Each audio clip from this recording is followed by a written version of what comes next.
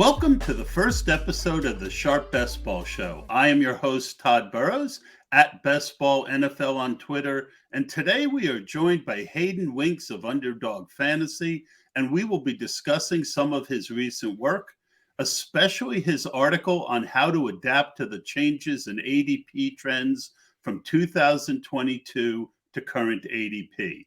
ADP is the heart of Best Ball, and we will cover that in great depth as we move through this series. In this series, my goal is to cover all the most important parts of best ball, from basic roster construction and player exposure, all the way up to advanced strategies for tournaments to help you to try and take down life-changing money. Going forward, I hope to have these recorded live so you all can jump into the comments on YouTube. And weekly, I will also write a short article that will be a companion piece to the podcast, which going forward, we hope to have out the day before the podcast records. But for now, sit back and enjoy and say hello with me to Hayden Winks at Hayden Winks on Twitter. Hayden, it is really a big pleasure for me to finally meet you. I have been just stone impressed by all the work you put out. Why don't you tell us a little bit about yourself, what you may have done before you became a fantasy god, and the path that led you to Underdog Fantasy? Well, none of that's true. Little backstory. I went to USC for college. And after that, I interned for the Los Angeles Chargers doing marketing. Kind of in between those, I was writing Roto-World blurbs. So after I left the Chargers, I went to Roto-World full time, covering the NFL. That's where I started podcasting with Josh Norris, who's my co-host now at Underdog Fantasy. Once he left for Underdog, I kind of just followed his footsteps. So in the meantime, I kind of have a math background. So the best ball format in particular was very cool for me to kind of join on. Underdog's been very polite in letting all of the data out there publicly, so everybody like myself can do some research on the trends, what's working, what's not working. So I think it's a space that's the content's getting better and better. There's more and more people entering the best ball content. It's making it a 24 hours, 365 days per year kind of format. So that's really exciting for everybody that loves fantasy football. Yeah, I mean, we used to joke a few years ago that fantasy never ended. And now with the early tournaments, it really is It's true. true. Yep. I mean, this year, I think, when did the big board start this year? It was before the Super Bowl or a couple days after, right? Yep. It was right before the Super Bowl. We went out there to cover the Super Bowl as the Underdog content team. And we had our first tournament live the Friday before the Super Bowl. So I think that's probably going to be our plan for most of the years. And then Best Ball Mania 4, which is our biggest content, the biggest fantasy football contest there ever was, and probably will be the same again this year. That'll launch the day after the NFL draft. So it's going to be, if you want to play fantasy football, we got drafts for you. Absolutely. And you have other kinds of drafts as well. It's not just big tournaments. You can play in smaller contests, and any way you want to scratch your itch for fantasy football. I think that you guys have given everyone something to really feel good about. It's good to hear.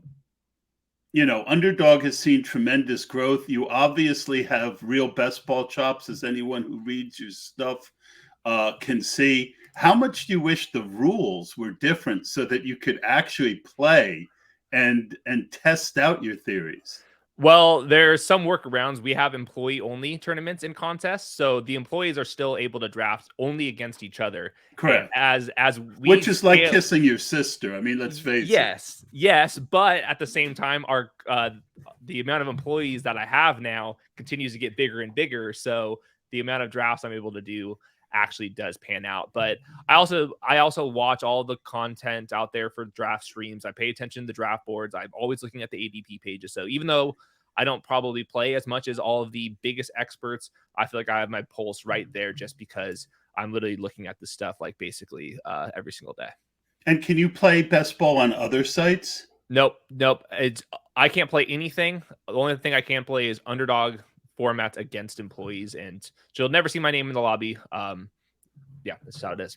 Yeah, so you can't play anywhere else. Does Nope. that go for DFS too? Yeah, can't play DFS. We have DFS tournaments on Underdog that I'm able to play against the employees. I don't have access to anything that's current. All the data that I'm using is completely publicly available. And the second I drop that link, the publicly downloaded link onto Underdog Network, then I start getting into some of the details. So anything I have access to, everyone else has access to. That's just a policy that Nick Rudman and the Underdog team wants, and I completely agree with and stand by. Yeah, it makes it a lot more fun, and it makes it a lot better for guys like me to be able to study. And obviously, reading your stuff and Josh's stuff, you guys really are a part of the industry. You're not just employees of Underdog, and you guys do great work. Thank you. So you've done a lot of work on best ball studying last year. Before we get into specifics on any one article, what would you say is the one thing that surprised you the most in all your research where you looked at last year and said, I didn't expect that? Yeah, so I haven't gotten into too much of last year's data, but like kind of just a general theory is I'm always surprised at how little the running back position is valued on Underdog Fantasy just because it's a half PPR site. And I think that people kind of overestimate the wide receiver spike weeks versus the running back spike weeks. And then last year as well, I think that people are always assuming that the quarterbacks they don't separate from the field like other positions, and I haven't found that to be true at all too. So I think that the one thing that continues to surprise me is I don't think that we've fully like mathematically understood the like positions over replacement and who's actually spiking weeks. What does it mean over the course of the season? What does it mean in these tournaments where we're trying to win first place in one specific week? So I think that's kind of the one thing that there's always like these theories, but I'm not sure if people have understood the math behind how we can define a spike week, the points over replacement, all that stuff. So that's been probably the biggest focus I have. And I like looking at that stuff because it doesn't really look at the sample from last year. Like I don't want to pretend that like you have to draft a quarterback in the ninth round because that's what won last year. If I'm looking at this kind of just from like a longer bridge of how quarterbacks, running backs, wide receivers have performed over the last 10 years, then you can kind of divvy out where players should be going based off of their performance usually. Yeah, so that was something that I've been thinking about a lot, and I finally decided to do something about this year. I haven't done it with Underdog yet. I did it with another site because I had easier access quicker to that information. Yep. So what I did was I took the number of positions that were available, and they have two flexes, two running backs, and two wide receivers. So times 12, that's 72 spots. So Okay. each week, I took the top 72 scores at that position, and then I subtracted 1 point, right? And I call that a usable week. And I figure you need to have a little bit of grace because, and that became and then I times that by the number of weeks that each player hit that. And that Mm-hmm. became a percentage of weeks that they have what I consider a floor, a usable score is what I call it. And then what I did, let's say that 72nd minus let's say 72nd was 10 points. That meant anything 9 and above that week would be, you would also get points above replacement, Mm-hmm. right? Or I called it points above usable. All right. So if a guy scored 20 points and the usable week was 9, then he would get 11 points towards Yep. that. And then I took that and divided it by number of games played, taking out as best I could when guys got injured. If they missed 3 games and he only scored 1 point, I would take that 1 point game out as well. And it was really fascinating. First thing I noticed was Cooper Kupp. If everyone said to you last year who had the better year, Justin Jefferson or Cooper Kupp, everyone would just say Justin Jefferson. But Yep. Cooper Kupp had 100% usable weeks. I think Jefferson had 2 weeks where he didn't. And Kupp averaged 1 point more a game in the games he played than Jefferson did. So he was actually on pace to be better than Justin Jefferson on both points. And I feel like that has helped me to have a better understanding of both floor and ceiling, because part of my process is I want both on my teams, right? I think that you need both floor and ceiling. Would you agree with that? Yeah, you definitely want floor and ceiling. I always going to be looking at the ceiling, of course. I have fantasy points over replacement as well, and my numbers back that up. I had Cooper Kupp with 11.2 and Justin Jefferson at 10.2, so our math completely lines up there. And Yep. it's the first column I do every single year. It's I call them better in best ball points because you're valuing the spike weeks. And yeah, it's like the first thing I look at, and that's kind of what led me to the quarterbacks are undervalued piece that I wrote going into last offseason, just because the quarterbacks, if you look at them, they get drafted like not this year, but the previous years. Historically. Like Historically, 20. you get the first guy in like the third round, Correct. second guy late fourth, Yep. and depending on the year, you get 3 or 4 guys in that first 6 rounds. Yep. And then in the better and best ball points that I'm looking at, the quarterbacks are right like 8th overall, 12th overall, 15th overall, 30th overall. And not only that, is that their points are more than where they're getting drafted at. I think that we can predict quarterbacks at a better rate than we can some of these other positions because they have a larger sample of dropbacks. We've seen these quarterbacks. We obviously study them so much because they're so important to the game. And I think that we can kind of control for which type of quarterbacks are going to be usable. So I looked at it last year and was like, I think the quarterbacks are going to be underdrafted. And then looking at the by week, looking at just like how quarterbacks separate versus the replacement level, I think people always assume that like the quarterback 23 is going to pop in there and can match Josh Allen. Well, when Josh Allen and Jalen Hurts goes off, they are wrecking people, and even more so than like the Travis Kelce over the tight end positions. And I think we've underestimated that. So that's why I think the ADPs are up on Underdog this year, and I think it's rightfully so. Obviously, there's going to be some components about how do you stack and stuff because it's such an important piece of best ball. But I'm with you. The over replacement studies, they're not looking at basically like where which round you should be drafting a quarterback in based off of last year. But if you just look at these buckets of the top quarterbacks, they were always in the top 20 in these over replacement studies that I've been doing for like the last 5 years. Yet their ADPs never matched that. Well, we're going to get into that a little bit more. And I want to tell you another study that I did to try and get a grip on the changes. So that's the main article I want to cover today. The great article you did, Fantasy Football ADP, what's changed from 2022 to 2023. I find this fascinating, as many, even the top analysts, I find, want to apply what they learned from last year without really taking into consideration any changes. Have you noticed that as well? Yeah, I think so. We don't want to dog other people, but it is kind of an advantage that we can garner by not falling into that trap. Yeah, and I think it's very easy to do. That's after I did the better in best ball study, I looked at the ADP changes as well, just so I can get the kind of foundation of where the format is. So when I am doing my like what worked last year studies, I can kind of see, is this going to be applicable for this next year or not? So I posted a chart, I posted a column on there and just kind of shows, all right, the running back 14 this year, where is he being drafted overall versus the running back 14 the previous year? And what's happened, I did the same exact column going into the 2022 season.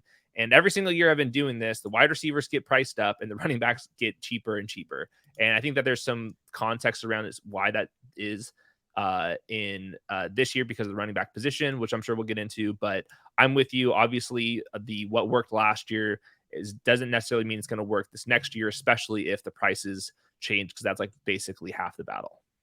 Yep. So that led me to the biggest conundrum, because we already saw 2 years ago quarterbacks move up a couple rounds, and that changed things. Now, I've never been the get the early guy, but I've always really tapped into that second tier, which turned out to be a terrible. Normally, you get one guy in that 5 to 8 range who gives you a top 3 year. Last year, that whole tier just blew up and was awful. And that acerbated the advantage that the Josh Allen, Patrick Mahomes, and Jalen Hurts gave you, because Russell Wilson was way off his career numbers, Matthew Stafford as well, and he got hurt. Dak got hurt week 1. That whole tier kind of got blown up. And it's very similar to what the studying I've done on advance rates, which is that advance rates are tied not just to performance, but who is drafted in concert with you and who got hurt, especially early. Like if you were the 4th pick in an average draft the year before, and the number 5 and number 6 guy both got hurt week 1, that would give you a kind of a supercharge effect on your advance rates. And I think it's very similar to what happened last year. How much have the quarterbacks moved up in general? And do you still think the top 3 quarterbacks should be priorities for people drafting this year? So the top 8 running backs, and this isn't super flex. Quarterbacks. Quarterbacks. Yeah.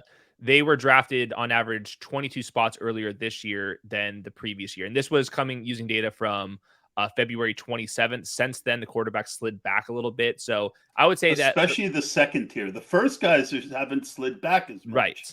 Right. So I would say they're basically the elite quarterback ones or the mid-range quarterback ones are about around earlier than where they were last year. And for just looking at the quarterbacks over, or the fantasy points over replacement from my study, Jalen Hurts was the 11th overall player. Josh Allen was the 14th overall player. Patrick Mahomes, 16th overall. Then there was a big tier break. And then you get into your Joe Burrow, who's 35th overall. Justin Fields, 41st overall. Lamar Jackson, 45th overall. I'm using per game numbers here as well. So I think that the prices are efficient. I don't think that these quarterbacks are values anymore. I don't think that they're going too early. I think this is efficient price tags.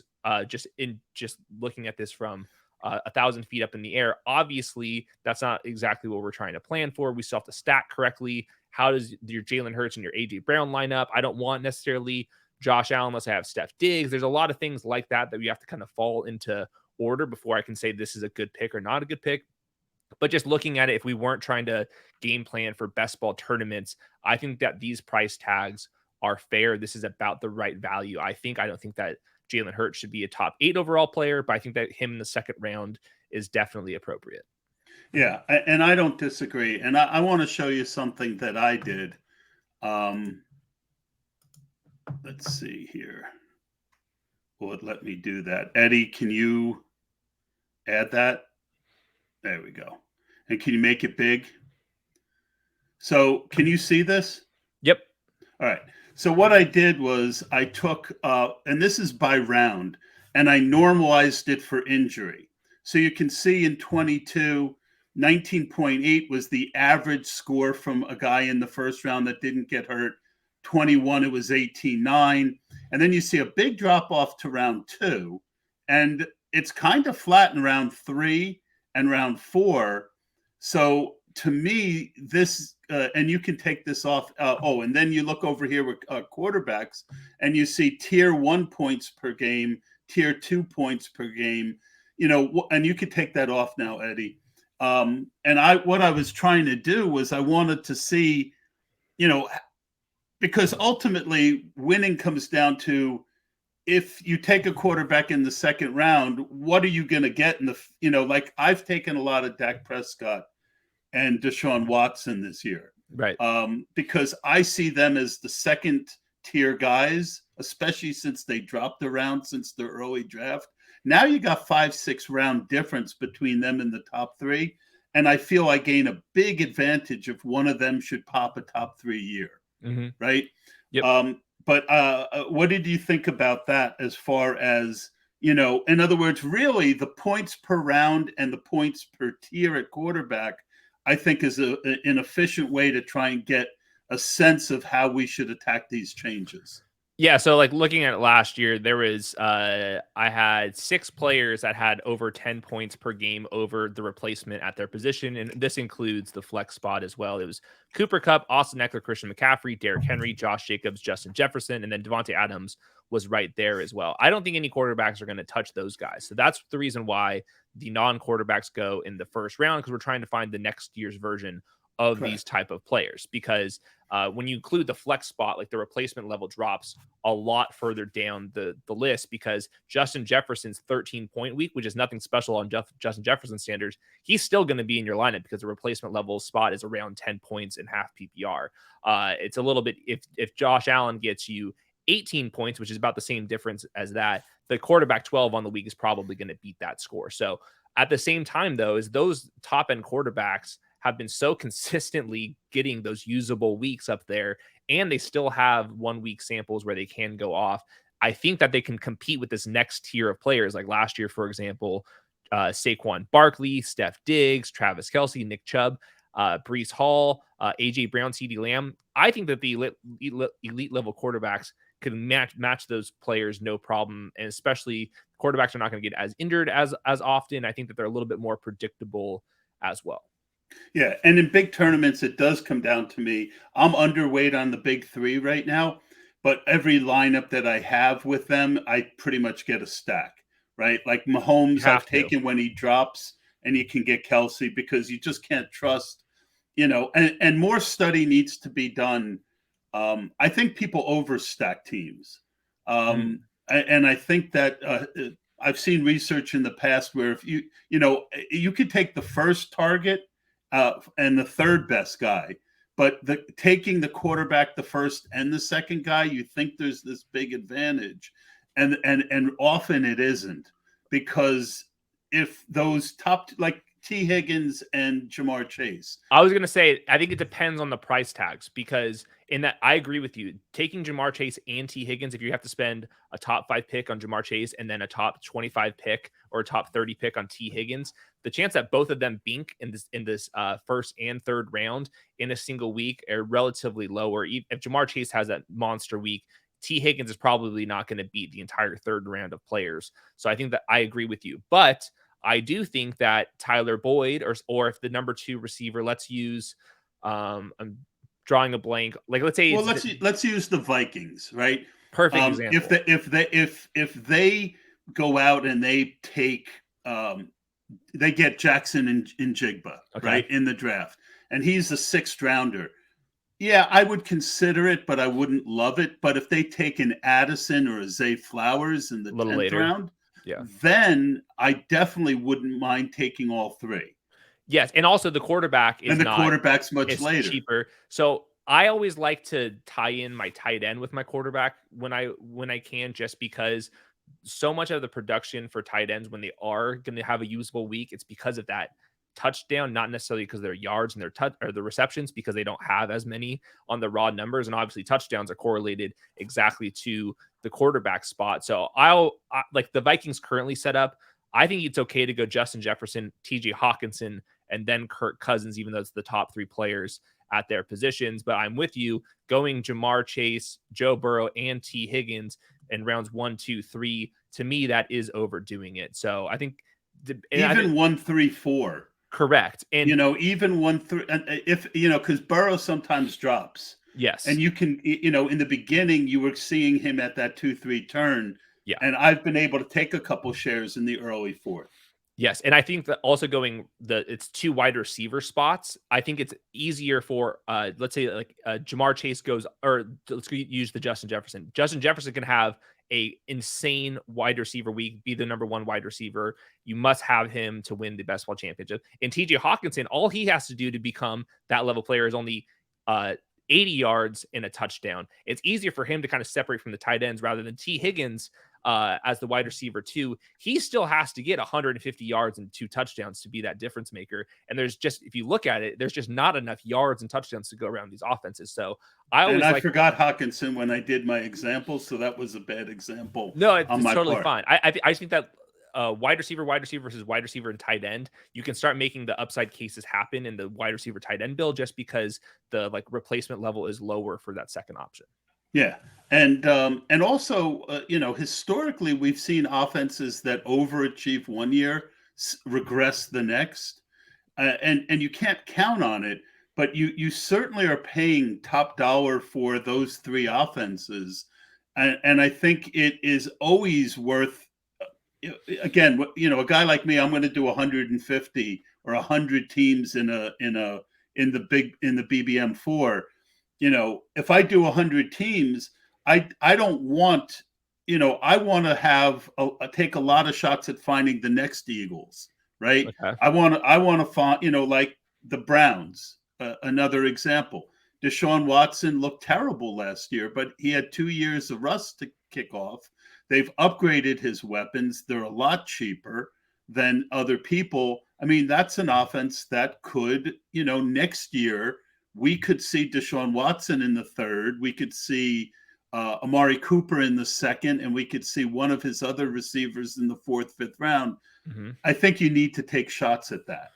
I agree. The good thing with the Browns, and I'm on them with you just because the upside is there. We've seen it from them. I know that their offense is good. I trust the offensive line. I trust the coaching staff. I trust everything except Deshaun Watson. But if Deshaun Watson returns, he's going to smash. The good news about the Browns, though, is all those price tags are rounds 4 and beyond. So Correct. I still think that you can stack the Eagles. The thing that I'm struggling with the most about the Eagles stack is I think AJ Brown is overvalued. If you're looking at the points over replacement, the math just doesn't align with his I know. ADP. I So, struggle, and I like Devonta Smith, but yes. now where he was mid third early, now he's at the end of the second. Right. So that's my problem with Jalen Hurts, because I think that Jalen Hurts, where he's going, is worth the price.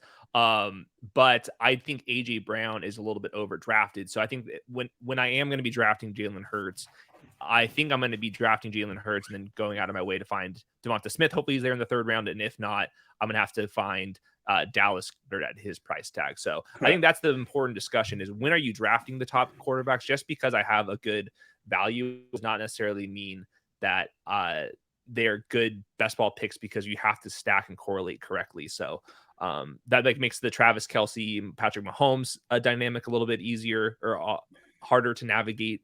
But I guess you can draft Patrick Mahomes and draft a bunch of the Chiefs wide receivers later because their price tags are relatively affordable. Correct. And again, that is all reasonable stuff. And I think that, I wanted to get into a lot more things, but I think this is such a rich vein of conversation. Mm-hmm. I also think you can win tournaments with running quarterbacks if the three weapons are all, it's going to be rare with a running quarterback to have two guys out of those three weapons give you a week you absolutely need to have. During the 3 weeks of the playoffs, you're probably going to get 1 week where you're going to probably need one of them. But so we also have to separate running quarterbacks, especially ones who score touchdowns like Jalen Hurts can, with that push him in the back and he gets a TD. Mm-hmm. Let's move over to the wide receiver position. Could I just say one thing real quick on that? Just Absolutely. Because I think it's important.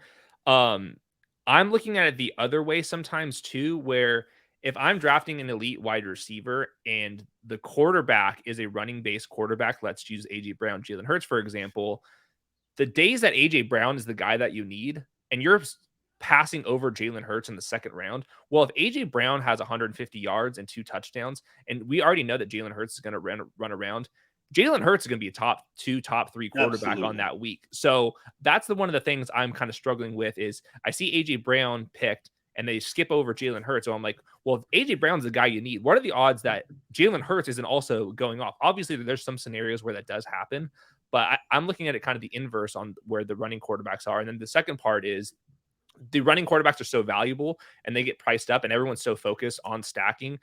We saw this a little bit with the Broncos. Obviously, it didn't work out last year, but I think the pass catchers on teams with a elite fantasy quarterback are priced up just a little bit more because of stacking purposes. So all of a sudden you have the running quarterback and then you're adding more and more pass catchers. Some of the math might be a little bit harder to figure out with some of those pass catchers just because people are going out of the way to stack. Like I think right after the DJ Moore trade, everybody wants to draft Justin Fields, obviously. And then they're going to just bring up DJ Moore to make sure that they get them together at that turn. I'm not sure if that's the Justin Fields value is him running, not necessarily throwing the ball. So I think that we have to be cognizant of not drafting the receiving options for the running quarterbacks a little bit too early based on the math. Yeah, and I am perfectly Justin Fields out of the early quarterbacks, he's the one I have the heaviest ownership on because I do think that it's kind of a spread offense, and he is able to win you a tournament. I think without 100%. DJ Moore, without any of his other options. Now, it's so easy to add Kmet. It's so easy to add um, Claypool, but I certainly don't mind not doing it. So, what we're talking about here, folks, is having an open mindset and having a general sense of what you want to do, but being flexible to mix it up depending on each situation because each situation is different. If Justin Fields gives you a 45-point week in week 15, you're going to advance and you're going to be up against a lot of other Justin Fields teams. But if Justin Fields has a crappy week 16, if you have a decent other quarterback and, DJ Moore doesn't do anything, nobody does anything, and you had that whole team, you're probably not getting through week 16. So Mm-hmm. I think you have to look at each team as a separate entity. And, my whole philosophy is you draft the team to advance, but also you have to make sure that it's loaded up to get through each of these weeks. Yeah, that's why I want definitely 2, 3, 4 teams to be stacking with. So, um, and that's another component of how to stack this year is yes, the quarterbacks, the elite quarterbacks are priced up relative to where they were previously, but so are the quarterback threes. Like those quarterbacks are also a round or two earlier than where they were going previously. So if the entire position's priced up, then everyone's kind of running in the same boat here. Like if you punted quarterbacks, obviously like being priced up around when it's going from round 3 to round 2 is a bigger difference than being priced up from round 15 to 14. But in general, all of the quarterbacks are priced up. So you're not necessarily like Not solving the evenly game. though. Not evenly because the first tier guys have not dipped.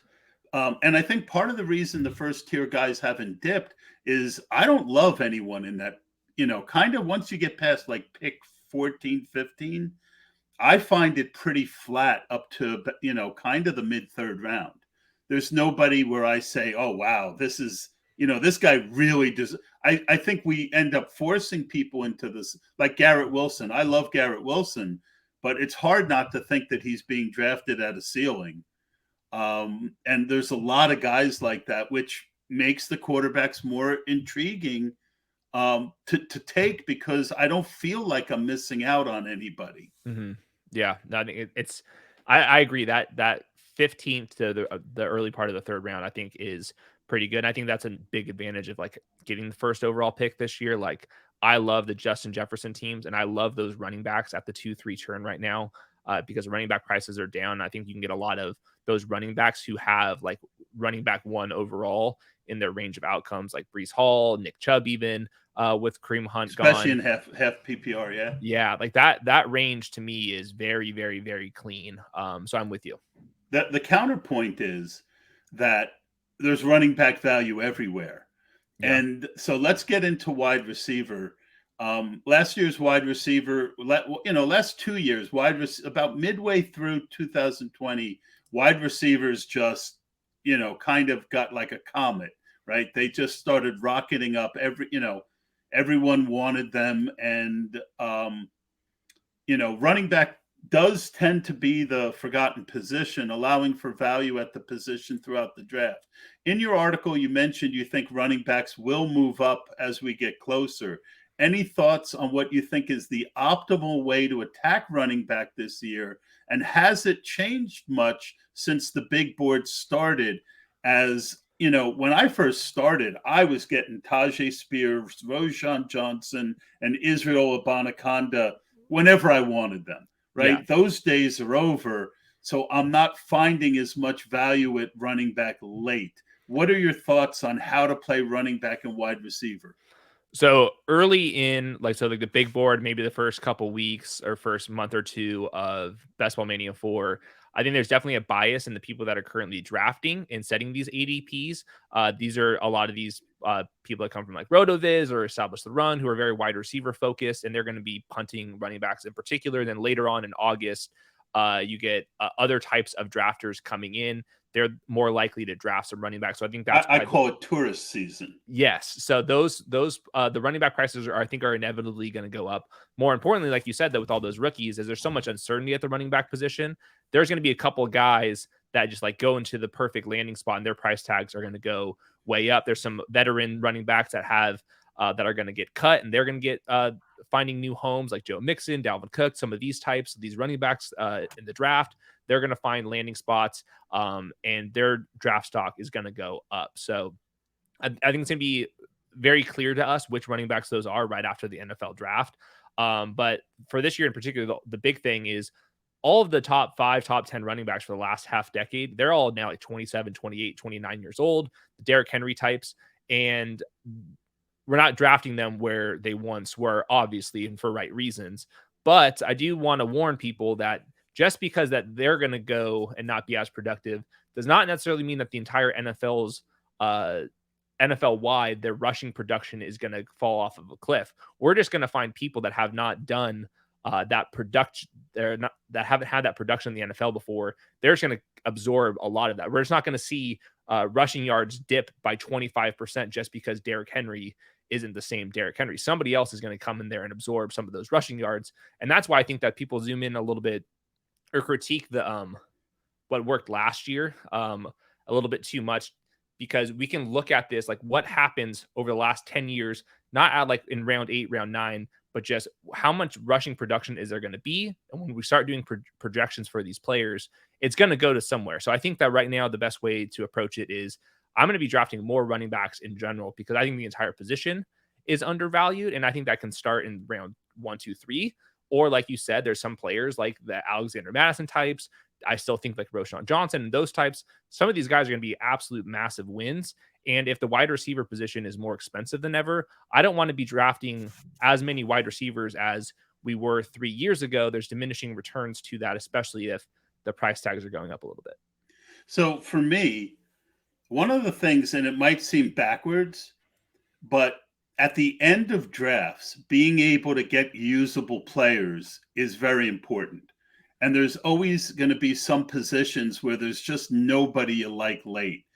And it was real easy for me to draft early because of those, both the free agents and the rookies. The uncertainty caused uncertainty, and there are a lot of these running backs, because I watched a lot of tape early, and you and I have talked on Twitter about how we kind of liked a lot of the same guys. Mm-hmm. I was able to get I was taking Roschon in literally every draft in the 17th round. And if I hadn't taken him, I might have gotten him about 50% of the time in the 18th or the 19th. Now what I'm seeing is there are decent wide receivers at the end of the drafts. Because I still have some slows going from the big board. You get to the end, Mecole Hardman is in the 20th round. There's, Claypool's in the 18th, 19th round. I mean, there are guys with real roles and real upside at wide receiver late. That's going to change how I draft through the first 15 rounds. Would you agree that's an interesting way and a good way to look at it? So I think that goes into the point where I want to study what's been optimal in previous years, but ultimately how positions tier up versus ADP is what's going to dictate my strategy for this year. If I think like the two players that you mentioned, you think that they're being very underpriced, then I think that you should go out of your way and continue this strategy. I think looking at this for the last couple years, wide receivers really late don't add as many fantasy points as, for example, the position that I love taking late is tight ends, because the tight end 25 is still an NFL starter.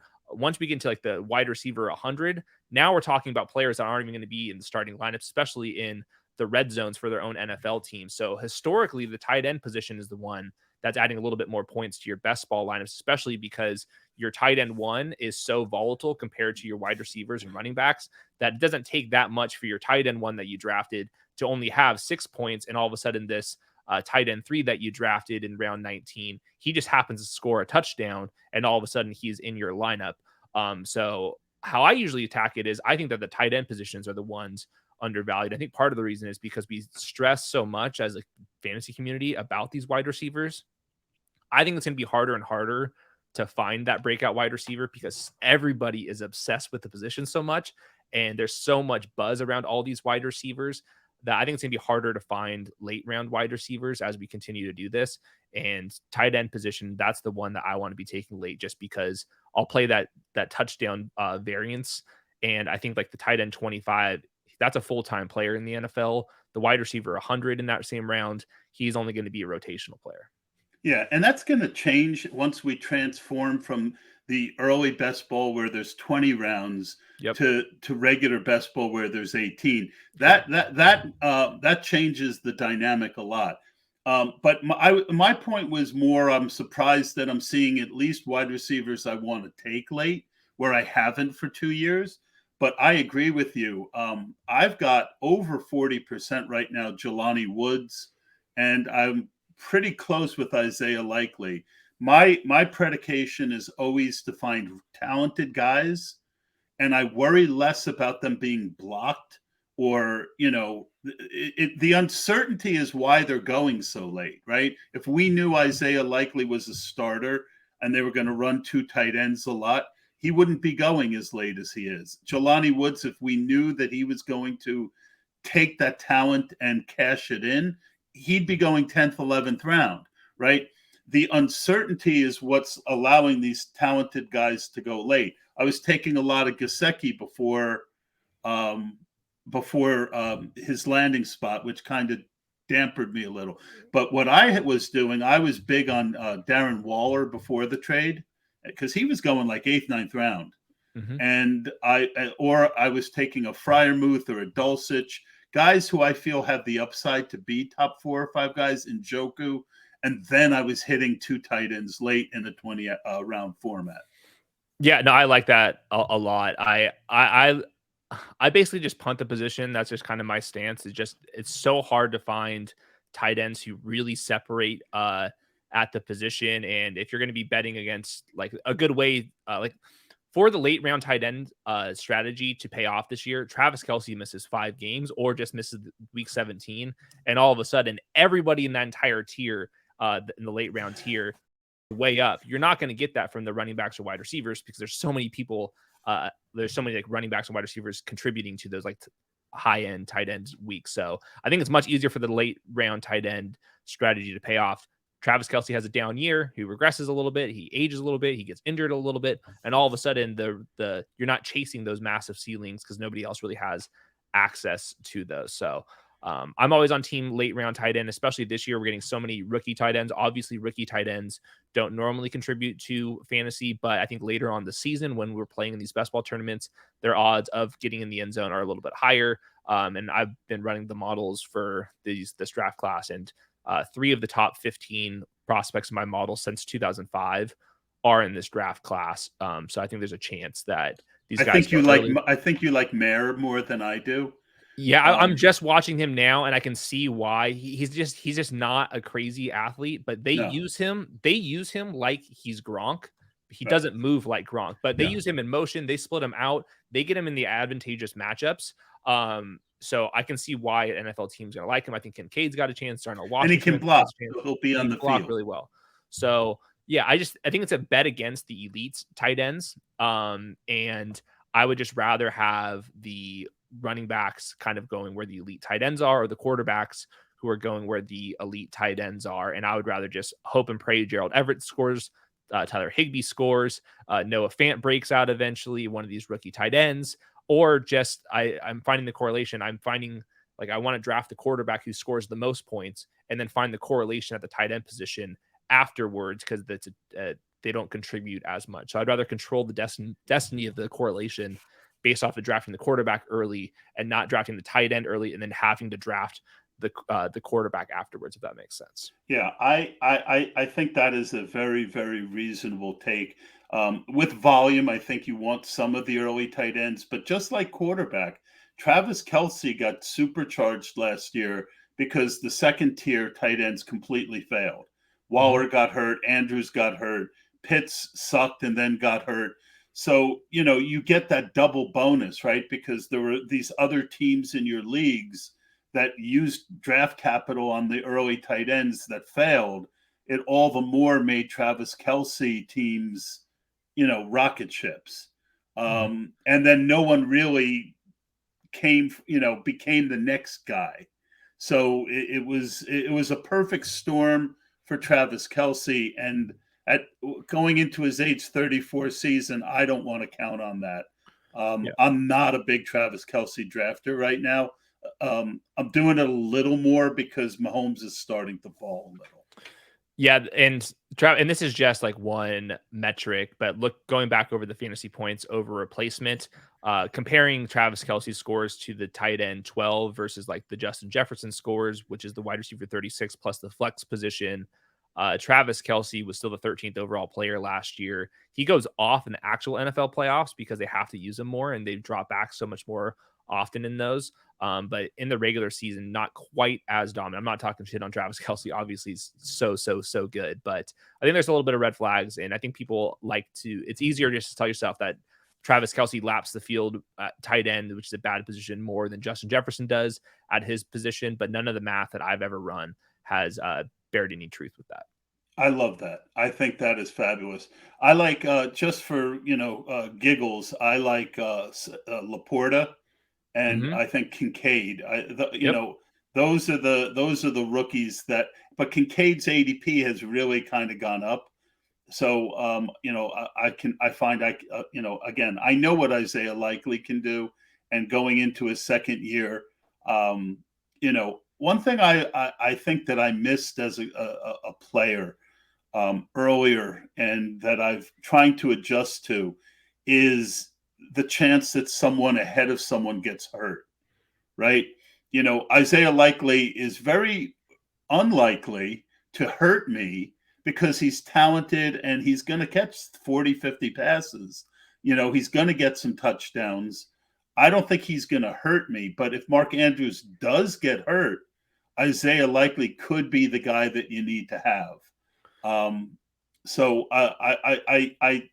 I've gotten better at kind of imagining a world where, as long as the floor is there, I want to take shots. I don't want to be negative because a guy might look like he's blocked, because we've just seen too many times where that block gets removed, whether it's a trade, an injury, or whatever.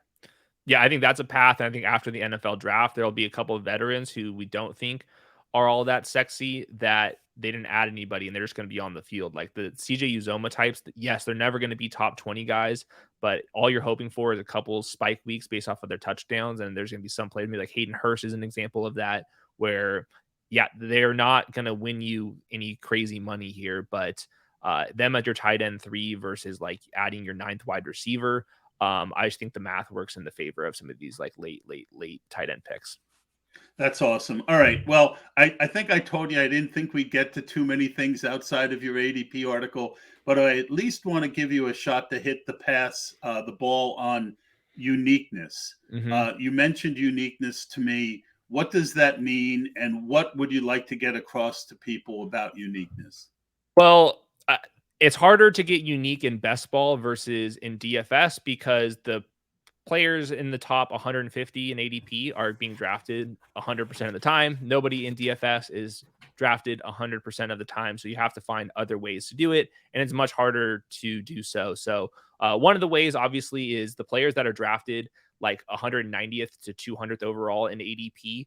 I think drafting them a little bit earlier instead of the 150th overall players who get drafted 100% of the time, the projections don't matter or don't change all that much. So if I am going to go ahead and draft some players a little bit ahead of ADP, it's at the very end of drafts because Correct. the 200th overall player, he's only going to get drafted 40% of the time. Does he project that much worse than the player that going 160th overall? Really, no. And the draft rate from 40% versus 100% is pretty substantial, especially when we get into those playoff rounds. The biggest way, though, is just looking at like kind of the second round. So like, for example, I ran a study.